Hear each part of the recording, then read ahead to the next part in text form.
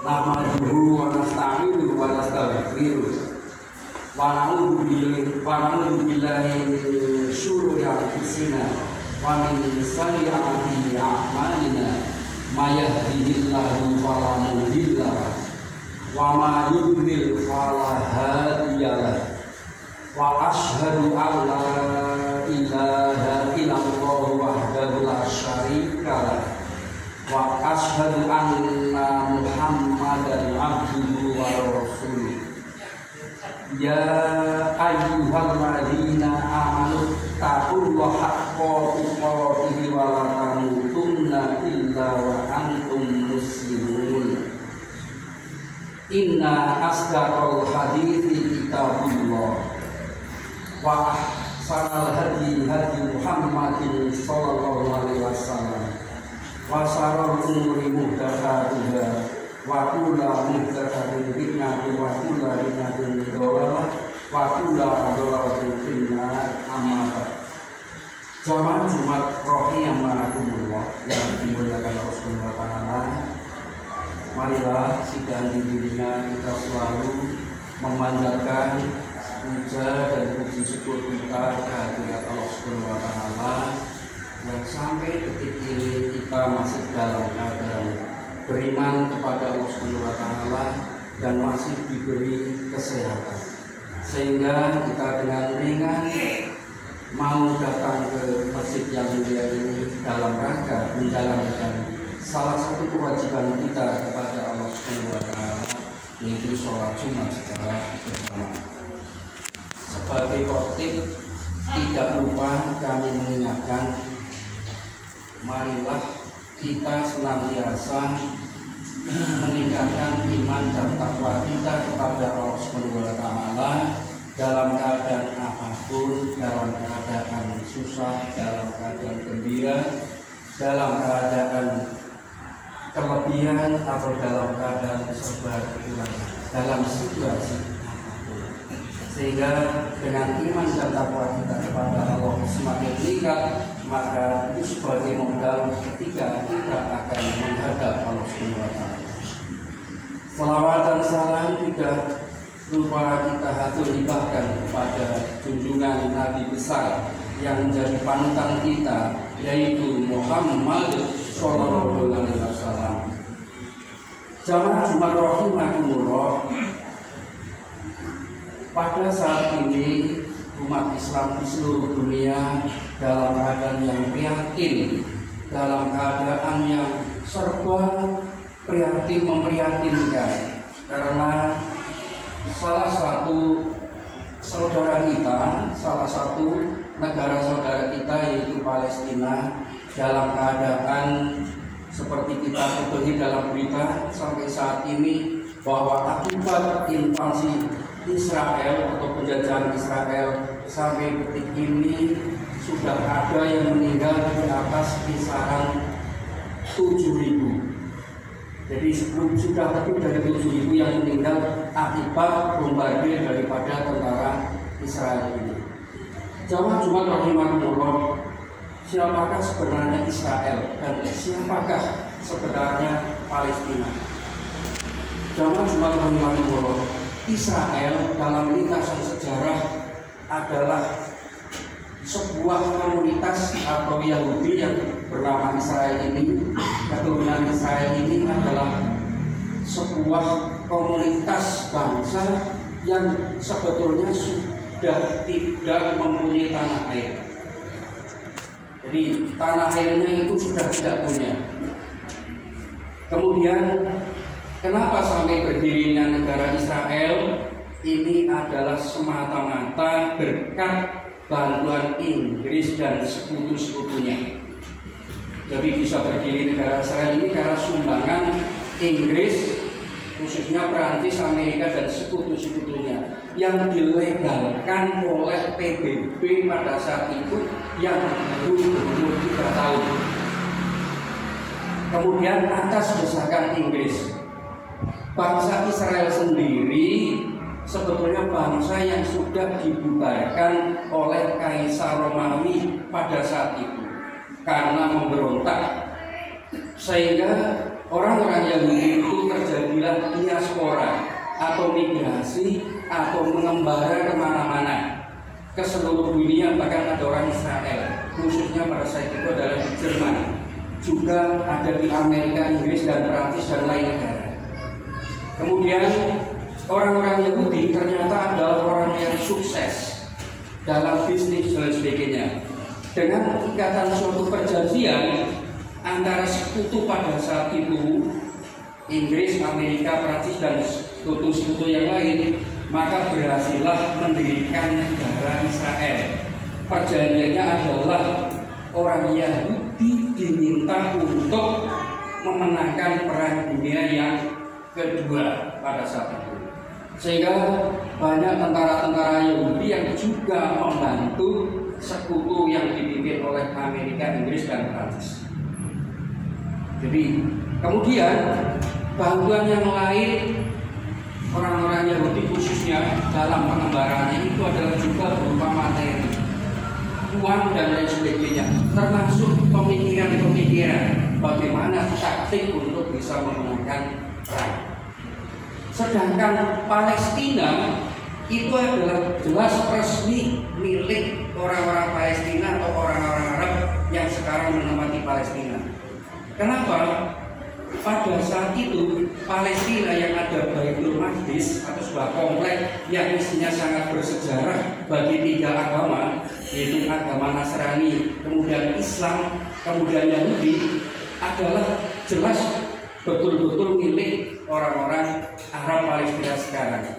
Awal pertama dibebaskannya adalah oleh Khalifah Umar bin Khattab yang langsung menemui uskup atau Kaisar Romawi pada saat itu untuk minta kunci Baitul Maqdis. Sehingga pada saat itu ketika dikuasai oleh Umar bin Khattab, dipimpin oleh Umar bin Khattab pada saat itu, keadaan sangat damai, tentram, bisa bekerja sama masing-masing walaupun berbeda agama. Termasuk juga pada saat itu juga ada komunitas Yahudi pada saat itu yang jumlahnya sedikit, tapi mayoritas adalah bangsa Palestina Arab pada saat itu. Ada juga orang Nasrani di sana.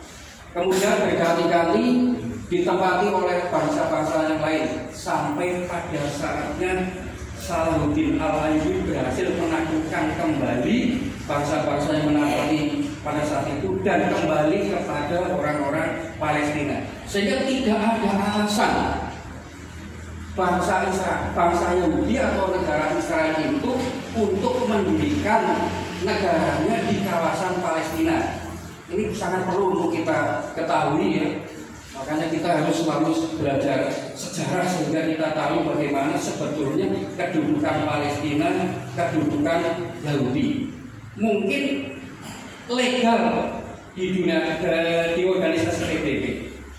Jadi Israel mungkin legal karena memang sudah diterima untuk menjadi anggota PBB.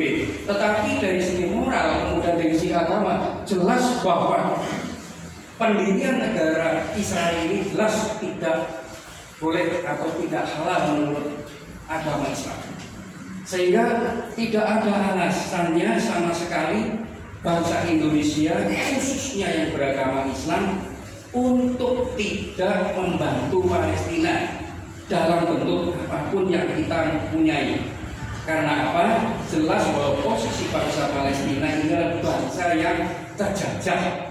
Kita tidak tahu akan sampai kapan penderitaan daripada bangsa Palestina itu. Kalau ada yang mengatakan, bahkan ada mengatakan tokoh yang mengatakan bahwa itu urusan Palestina dan Israel. Kita di Indonesia saja masih banyak masalah. Kenapa ngurusin konflik di sana? Ini jelas orang-orang seperti orang yang tolol. Padahal itu adalah orang yang Muslim. Pantas dipertanyakan bagaimana keimanannya dia. Kalaupun ada orang Islam yang menganggap seperti itu, misalnya itu urusan mereka dan sebagainya, maka pantas dipertanyakan bagaimana keimanan dia. Sedangkan di dalam agama Islam jelas bahwa Islam ini ibarat seperti satu tubuh. Kalau yang satu sakit maka akan tersakiti. Kalau yang sakit menderita, kalau yang satu menderita maka akan menderita. Jadi kewajiban kita ketika rakyat Palestina ini kemudian tersakiti, terdolimi, maka harus kita kita bantu dalam bentuk apapun yang kita mampu. Khususnya yang pertama adalah bantuan doa. Jamaah Jumat rahimakumullah, doa adalah senjata orang mukmin, bantuan terbesar dan termudah yang dapat kita lakukan. Dan insya Allah kalau kita mendoakan kepada bangsa Palestina, insya Allah kita akan dikabulkan oleh Allah Subhanahu wa Ta'ala. Kita doakan agar bangsa Palestina pada akhirnya akan mendapatkan kemerdekaan dan bangsa Israel akan menjadi bangsa, kalau bisa itu adalah bangsa yang musnah dari muka bumi ini, sehingga akan terciptalah suatu kedamaian khususnya di kawasan Timur Tengah. Doa insya Allah akan didengar oleh Allah Subhanahu wa Ta'ala, sehingga setiap kita sholat atau dalam situasi apapun maka kita selipkan kita untuk berdoa kepada yang ditujukan kepada rakyat Palestina ini. Kemudian jamaah Jumat rahimakumullah, yang kedua adalah bantuan untuk menyebarkan berita dan kabar yang sesungguhnya di sana.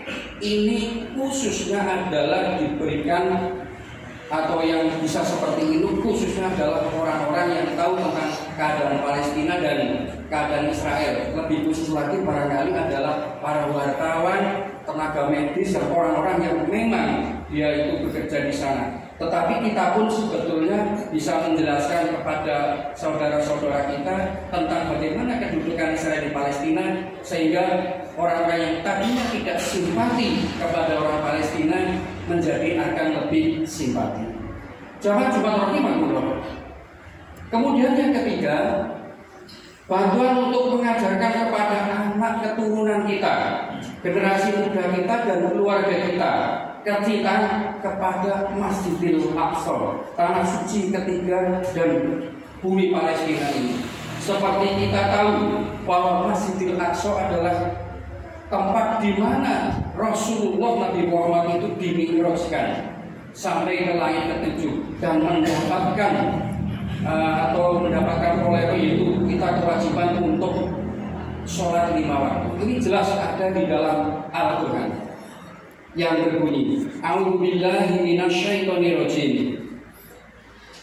Subhanalladzi asra bi'abdihi lailan minal masjidil haram ilal masjidil aqsa alladzi barakna hawlahu linuriyahu min ayatina innahu was-sami'ul basir. Yang artinya, Maha suci Allah yang telah memperjalankan hamba-Nya Muhammad pada malam hari dari Masjidil Haram ke Masjidil Aqsa yang telah kami berkahi sekelilingnya, agar kami perlihatkan kepadanya sebagian tanda-tanda kebesaran kami. Sesungguhnya Dia Maha mendengar, Maha melihat. Jelas bahwa Masjidil Aqsa ini dicantumkan oleh Subhanahu wa Ta'ala dalam Al-Quran ini. Maka wajib bagi kita untuk berusaha untuk membantu rakyat Palestina untuk melindungi daripada Masjidil Aqsa itu. Kemudian yang keempat adalah memberikan donasi atau bantuan. Mari kita sisihkan harta kita sedikit, kita infakkan. Kalau yang banyak yang monggo, itu tergantung bagaimana keikhlasan kita di lembaga-lembaga yang resmi yang bergerak khusus untuk membantu rakyat Palestina.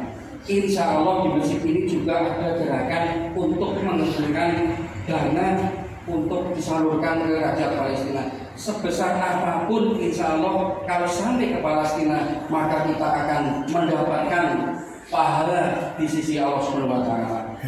Yang kelima, bantuan melakukan gerakan dukungan dan pembelaan terhadap Masjidil Aqsa. Kita menolak dan mengutuk kelakuan penjajah atau Zionis daripada Israel ini yang laknatullah ini. Jadi kita harus betul-betul mengutuk bangsa Israel, negara Israel ini, agar betul-betul nanti bangsa Israel itu selama dia tidak insaf, kemudian dia masih berusaha menghancurkan Palestina, maka kita doakan semoga cepat-cepat mendapatkan azab daripada Allah SWT. Jamaah Jumat rahimakumullah, itu tadi yang bisa kita lakukan ya. Semoga kita akan mendapatkan keringanan, termasuk kita mendoakan, kemudian kita kita juga memberikan donasi, kita juga menyebarkan kepada anak-anak kita bagaimana sebetulnya konflik yang terjadi di sana dan bagaimana sebetulnya posisi Israel dan Palestina di mata kita ini dan di mata secara hukum. Jamaah Jumat Rohimullah, mudah-mudahan ada manfaatnya khususnya untuk diri saya sendiri dan kepada para jamaah pada umumnya. Barakallahu li wa lakum fil ayati wa lil hakim wa taqabbal minni wa minkum tilawatahu innahu was-sami'ul 'alim.